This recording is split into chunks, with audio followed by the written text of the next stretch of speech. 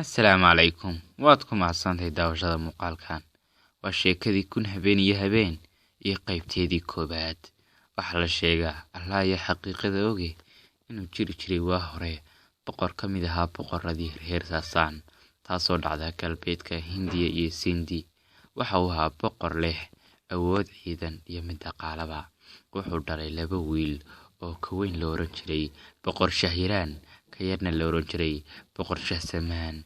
Waxaa dhacday in boqorkii weynaa xanuunsaday xanuunkii geerida, kadib iskugu wacay 2diisii wiil ee amiirada ahaa. Waxa uu sheegay in boqortooyada u kala qaybiyay oo midba goonidiisa wax u xukumi doono oo aysan isku xadgudbi doonin. Kadib markii boqorkii weynaa dhintay, 2dii wiil sidii ayay yeeleen, mid kastaba boqortooyadiisii ayuu maamushay.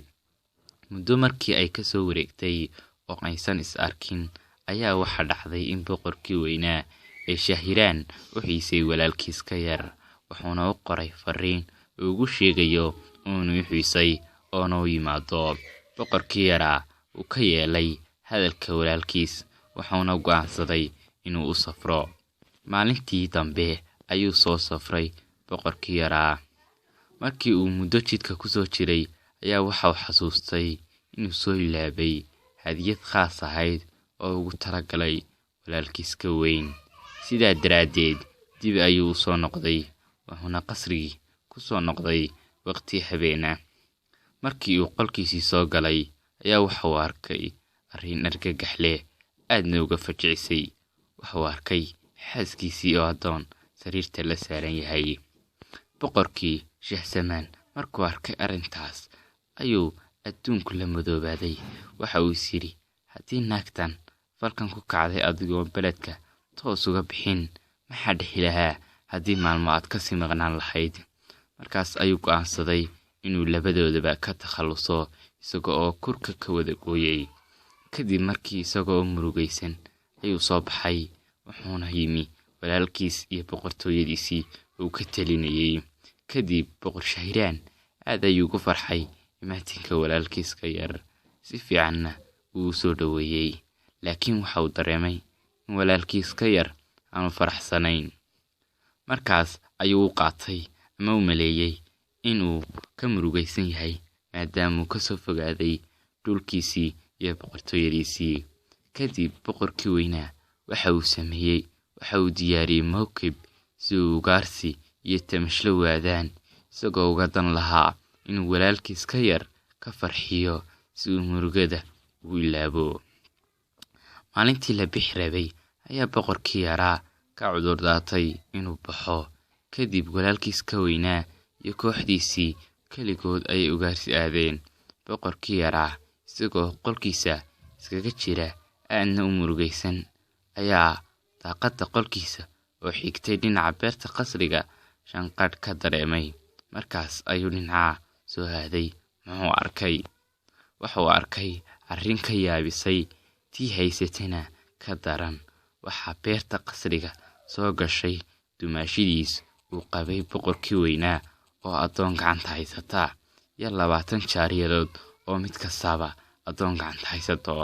Halkii ayayna tumasho ka bilaabeen. Markaas boqorkii yaraa ee Shahsamaan ayaa is yiri, walee dhibka ku haysata waxa ka daran ta walaalkaas maanta haysata. Wuxuuna go'aansaday inuu iska ilaabo murugadii haysatay, caadina iska dhigo.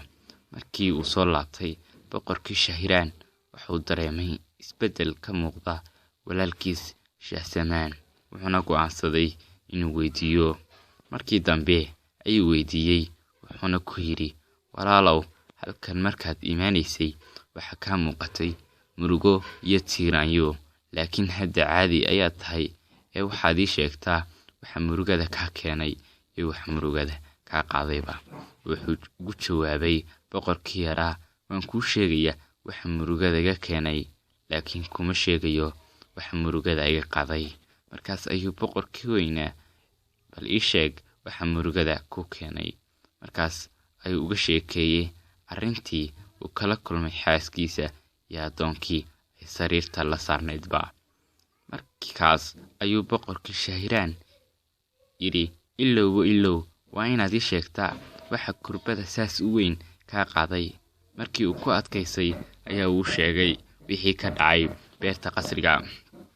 Boqorkii weynaa wuu rumaysan waayey. Markaas ayuu boqorkii yaraa ku yiri, haddii aad beentayda u malaynaysid, dadka iskugu wac oo ku dheh dalxiis iyo ugaarsi ayaynu aadaynaa. Markaa ka bacdi si dhuumasho ah guriga dib ugu soo noqo. Boqorkii Shaahiraan sidii ayuu sameeyey. Kadib maxaa dhacay? Wuxuu arkay xaaskiisii iyo adoon iyo wixii walaalkiis uga sheekay. Halkaa aynoo joogto qaybtii hore ee sheekada Kun Habeen iyo Habeen.